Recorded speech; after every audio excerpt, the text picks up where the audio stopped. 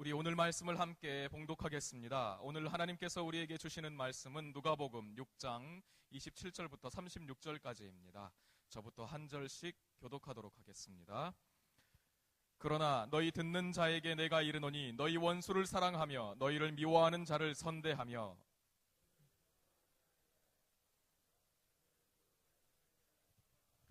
너의 이 뺨을 치는 자에게 저 뺨도 돌려대며 내 겉옷을 빼앗는 자에게 속옷도 거절하지 말라.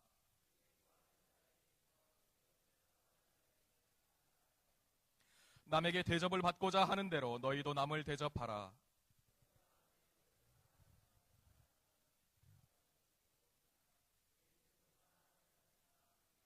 너희가 만일 선대하는 자만을 선대하면 칭찬받을 것이 무엇이냐? 죄인들도 이렇게 하느니라.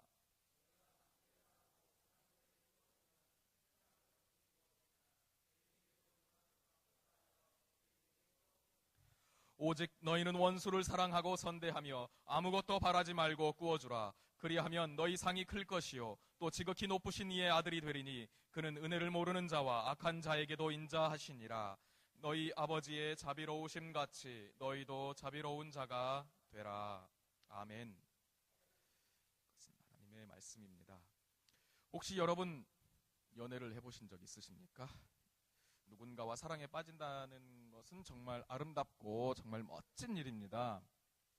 그리고 특히 연애를 하면 그렇잖아요. 이렇게 두 사람이 정말 완전히 연합해서 세상이 다 내 것인 것 같은 착각 속에 빠져듭니다.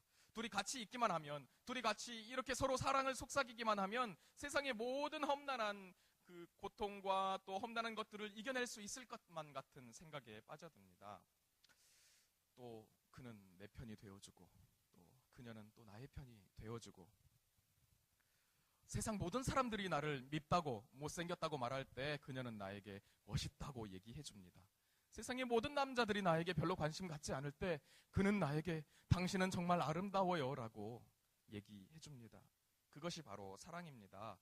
또 내 좀 어두운 과거, 나는 정말 이것만은 말하고 싶지 않은 그런 어두운 과거와 슬픔까지도 그는 사랑해줍니다. 그것도 받아들여 줍니다. 그렇게 사랑은 눈을 가립니다. 사랑은 맹목적이게 합니다. 하지만 시간이 점점 흘러가면 그런 맹목성을 잃게 됩니다. 그래서 우리는 늦기 전에 사랑을 해야 됩니다. 벚꽃이 다 졌습니다. 뜨거운 여름이 오기 전에 우리는 빨리 사랑을 해야만 합니다.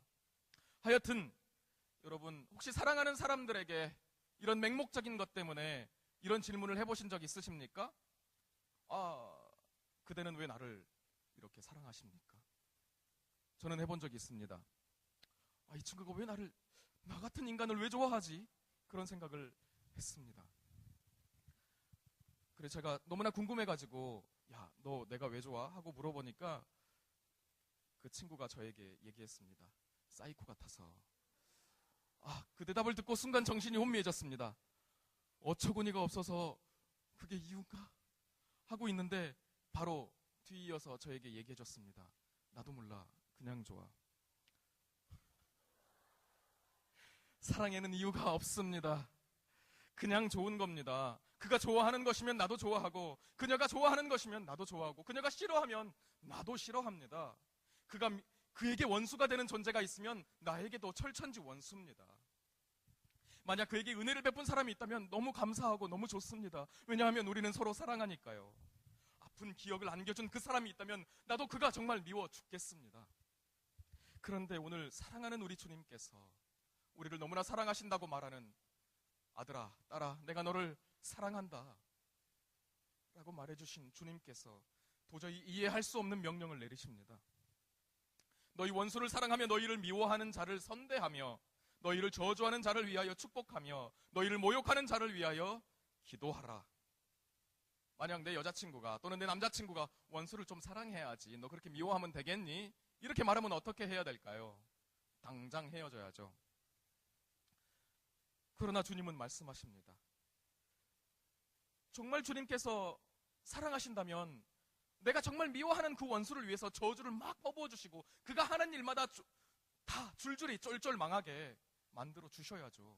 그런데 주님께서는 망하게 하지는 못할 망정, 나를 도와주지는 못할 망정, 야, 네 겉옷을 뺏어가면 네 속옷도 내줘라.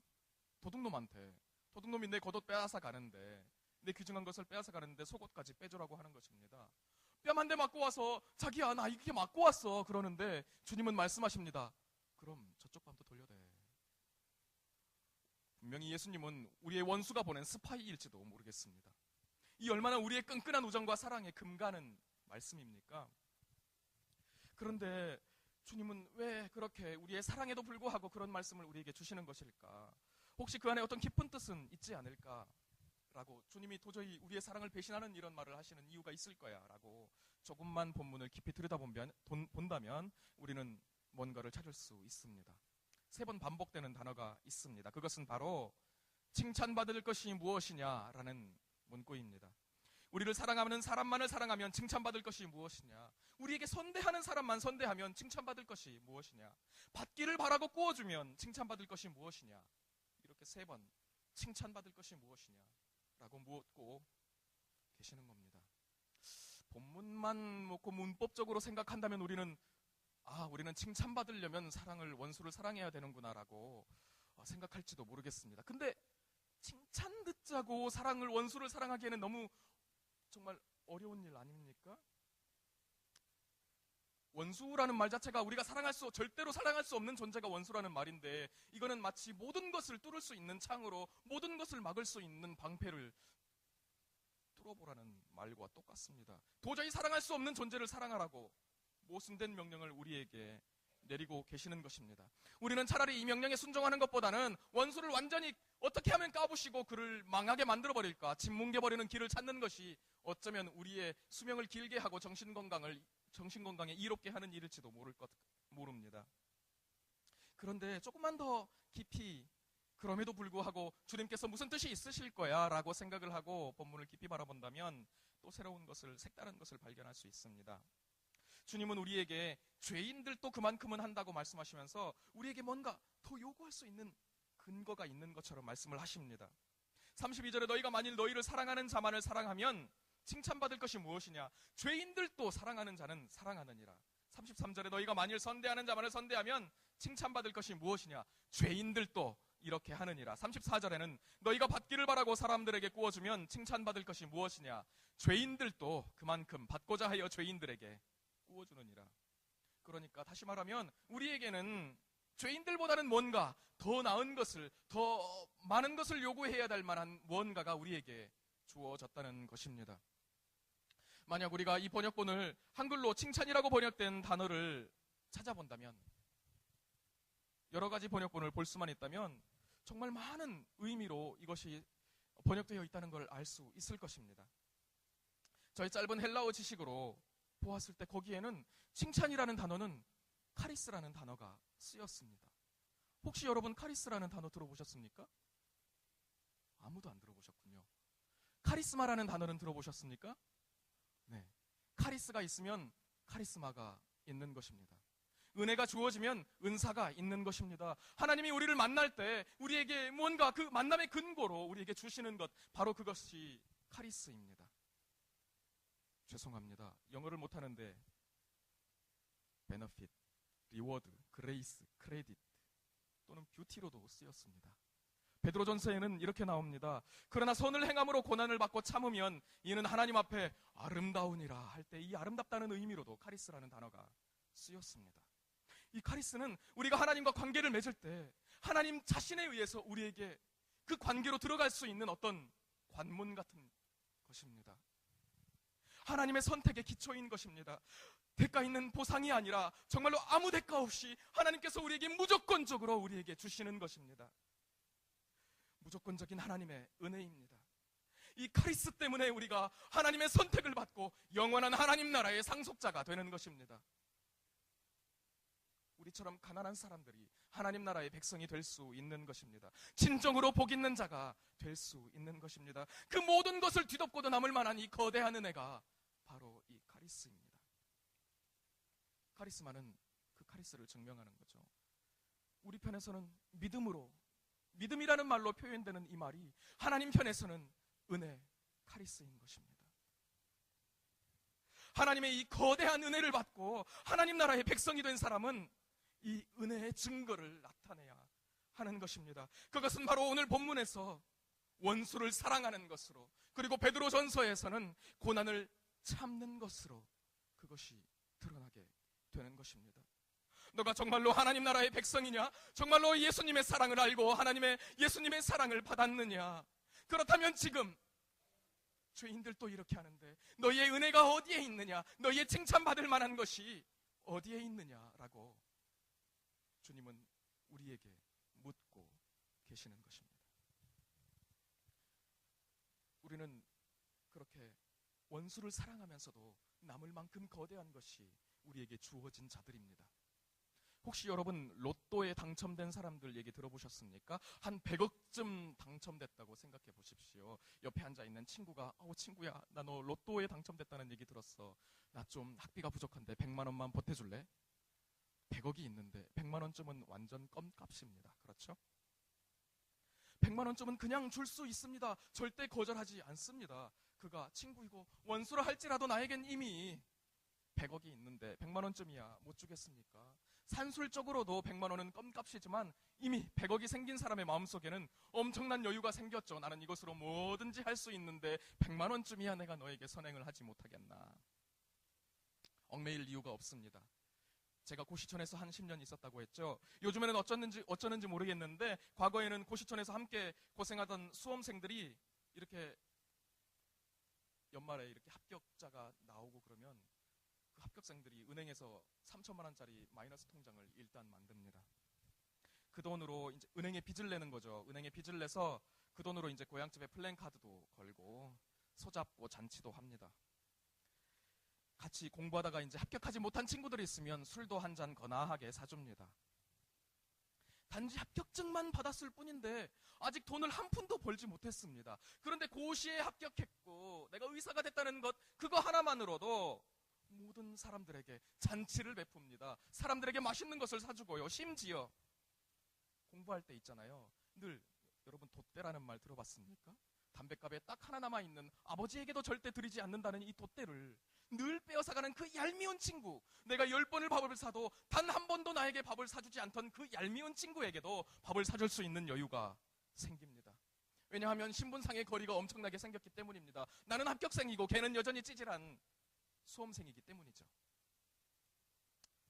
그리고 그를 바라보며 그 깍쟁이 같은 친구에게 아주 불쌍한 논추리를 보내면서 한마디 할 수 있습니다.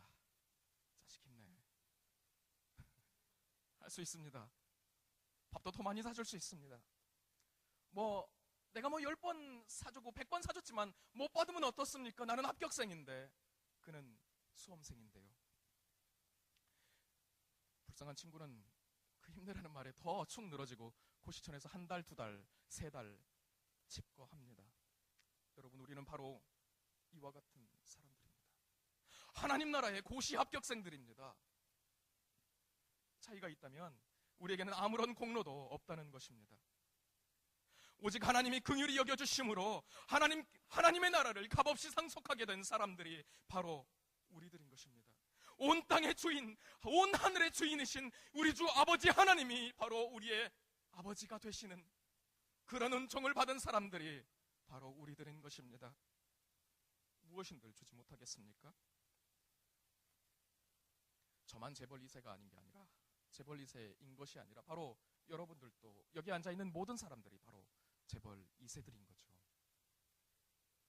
그럼에도 불구하고 아직도 미워하는 사람이 있어가지고 분노하고 복수의 칼을 갈고 내가 저놈을 어떻게 하면 완전히 짓뭉개버릴까, 이렇게 복수의 칼을 갈고 있는 사람들에게 예수님은 오늘 물으시는 것입니다. 너희에게 칭찬받을 것이 무엇이냐? 너희에게 있는 은혜가 무엇이냐? 너 지금 고시에 합격해놓고도 계속 그렇게 수험생 친구한테 찌질하게 굴래? 라고 묻고 계시는 것입니다. 여러분 마음속에 있는 원수가 있을 것입니다. 누구입니까? 우리 말씀에는, 같은 누가복음에는 선한 사마리아인이 누구인지, 내 이웃이 누구인지에 관한 선한 사마리아인 비유가 있습니다. 하지만 원수가 누구인지는 안 가르쳐 줍니다. 아마도 가르쳐 주지 않아도 잘 알고 있기 때문일 것입니다. 어쩌면 우리의 원수는 정말 가까운 데 있을지도 모릅니다. 원수하니까 뭔가 우리 집안과 집안 사이에 엄청난 뭔가 사건을 일으키고 우리에게 씻을 수 없는 상처와 그런 것들을 안겨준 엄청난 대적을 생각할지도 모르겠는데, 사실 원수는 정말 가까이 있을 수 있습니다. 청주에 가면 여자 교도소가 있습니다. 거기에는 이제 여성 수감자들만 이렇게 다 수용되어 있는데, 그분들이 가장 많이 범하는 범죄가 뭐일 것 같습니까? 사기 범죄입니다. 두 번째가 뭘까요? 살인입니다. 그럼 이거는 여러분 맞추실 수 있을까요? 거기에 살인죄로 들어오신 많은 여성들의 그 살인의 대상이 누구였을까요? 맞습니다. 남편입니다. 정말로 사랑하고 정말로 서로 아끼고 정말 연합해야 될 바로 그 대상들이 원수가 되어버린 것입니다. 정말로 우리의 원수들도 어쩌면 10중 8구는 가장 가까운 곳에 있을 것입니다.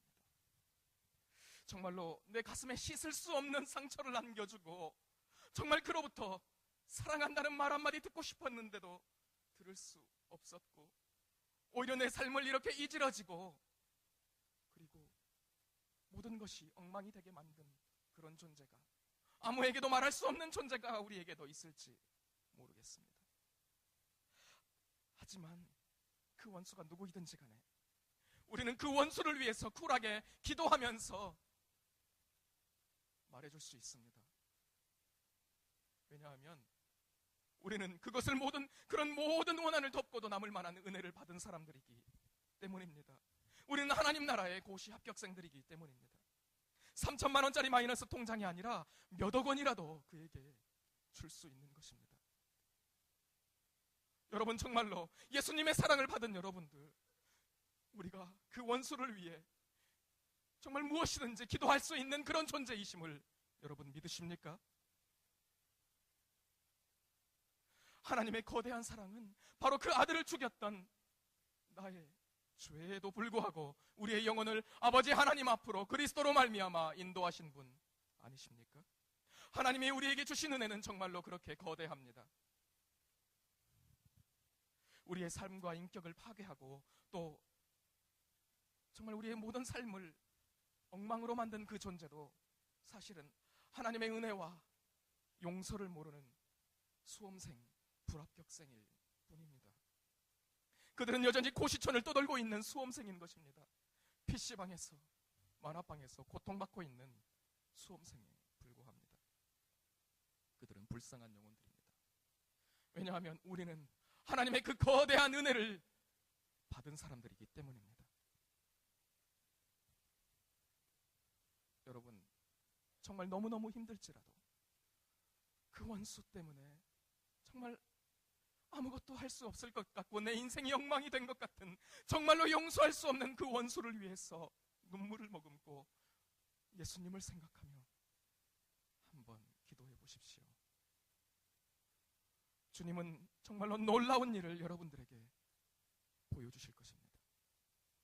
주님의 놀라운 그 생명의 역사를 보여주실 것입니다. 하나님 나라를 유업으로 상속한 자들이 어떤 능력을 가지고 있는지, 그 기도의 능력이 어떤 것인지, 원수를 사랑하는 것에 얼마나 놀라운 능력이 있는지 하나님께서 보여주실 것입니다. 여러분, 기도할 수 있습니다. 하나님이 우리에게 주신 그 은혜를 제대로 알고만 있다면 우리는 기도할 수 있습니다. 정말로 하나님께서 그런 엄청난 은혜를 주신 줄 여러분 믿으십니까? 우리 함께 기도하며 나아갔으면 좋겠습니다. 한가할 수 없는 하나님의 은혜, 우리에게 부어주신 하나님께 나아갔으면 좋겠습니다. 우리의 모든 추악함에도 불구하고 죽을 수밖에 없는 우리의 죄를 위해서도, 죄인인 우리를 위해서도 죽어주신 그리스도의 사랑, 그리고 그 은혜로 말미암아 하나님의 나라를 유업으로 받게 만드신 하나님의 은혜에 감사함으로 나아갔으면 좋겠습니다. 그리고 그 은혜를 위해 가지고 한 가지, 우리 마음 가운데 씻을 수 없는 상처를 남긴 그 사람을 한번 생각해 봅시다. 주님이 주신 우리의 은혜 기억하며 그 영혼을 위해 한번 기도해 봅시다. 누가 우리를 증오로 분노로 휩싸이게 만듭니까? 하나님, 그 영혼을 불쌍히 여겨주시옵소서. 주님, 저를 불쌍히 여겨주신 것처럼 아버지 그 영혼도 불쌍히 여겨주시옵소서라고 우리 다 함께 기도하며 하나님 앞에 나아가도록 하겠습니다.